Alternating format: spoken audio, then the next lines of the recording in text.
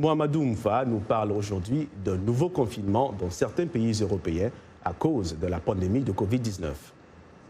L'année 2020 est en train de s'achever dans certains pays d'Europe avec la difficile épreuve d'une deuxième vague de Covid-19. Le président français a annoncé que son pays va se reconfiner à partir de vendredi, au moins jusqu'au 1er décembre, avec des aménagements pour endiguer la maladie.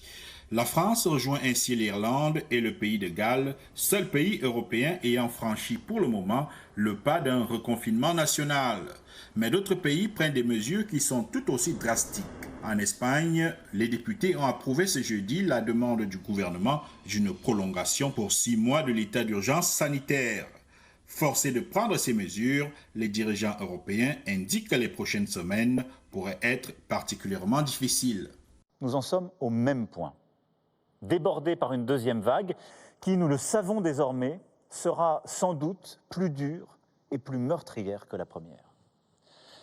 À ce stade, nous savons que quoi que nous fassions, près de 9000 patients seront en réanimation à la mi-novembre, soit la quasi-totalité des capacités françaises. L'hiver sera dur, 4 mois longs et difficiles, mais il prendra fin. En effet, l'Europe est le continent dans lequel la pandémie progresse le plus rapidement, avec plus de 220 000 nouvelles contaminations quotidiennes en moyenne durant les 7 derniers jours, soit une augmentation de 44% par rapport à la semaine précédente. Certains spécialistes préconisent de ne rien faire et de laisser le virus circuler, a déclaré le président Macron. C'est ce qu'on appelle la recherche de l'immunité collective. Le Conseil scientifique de France a évalué les conséquences d'une telle option. Elles sont implacables. À très court terme, cela signifie le tri entre les patients à l'hôpital et d'ici quelques mois, au moins 400 000 morts supplémentaires. Jamais la France n'adoptera cette stratégie, a-t-il indiqué.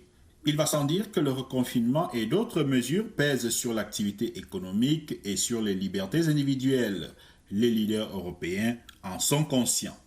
Le gouvernement est conscient. Nous sommes conscients que les citoyens sont fatigués des mois d'efforts et de sacrifices, de ne pas pouvoir faire ce qu'ils faisaient, de ne pas pouvoir serrer dans leurs bras des membres de leur famille ou des amis.